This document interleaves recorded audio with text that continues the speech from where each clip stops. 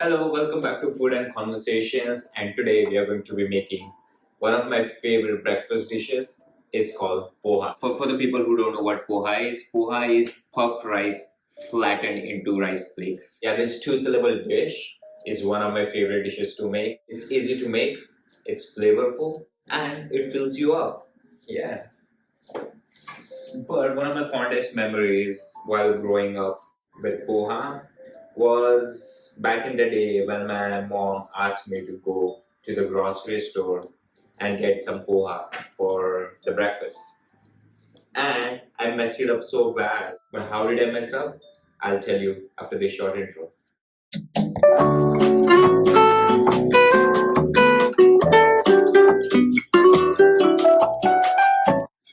So, what happened is one fine day, my mom asked me to go to the grocery store and get some poha.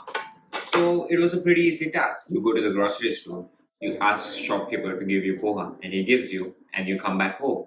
But it wasn't that easy because I did not know there were types of pohas. Storekeeper asked me, which kind of poha do you want?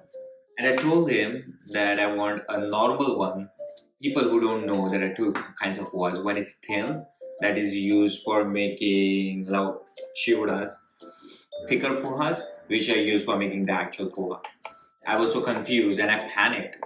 So I told the shopkeeper to give me whichever was the closest. I just pointed out at the random poha and it turned out to be the thinner one. And then I packed it up and I came back home. My mom was super infuriated because I brought the wrong one. She wanted the thicker one for the poha, but we were getting late for the school. She was like, now you cannot go back and exchange it.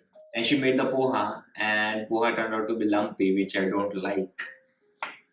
And I was just sitting there, and I was not going to finish that poha because I was always very particular about my poha. So I was not going to sit there and finish it. And my mom sat there looking at me angrily. So I learned three things that day. One is there are two types of pohas. Second thing, thinner ones are used for making snacks and thicker ones are used for making the actual poha. The third one is do not throw tantrums in front of your mom if you mess up. Two things I particularly like doing different while making my pohas. The first one is I put coriander stems when I'm making my poha. And the second thing I like to do is I like to add a little bit of sugar and a little bit of lemon while cooking it. So now that we have prepped with all our poha ingredients, let's start off with making some poha.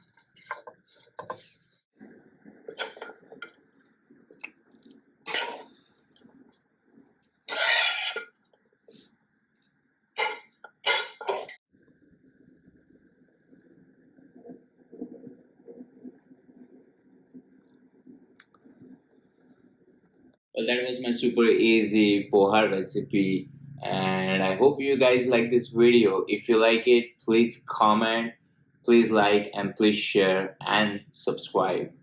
And now I'm going to dig in.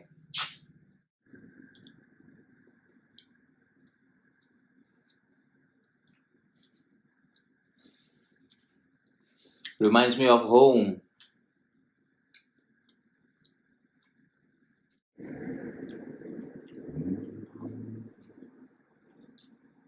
Oh, I dropped the nut.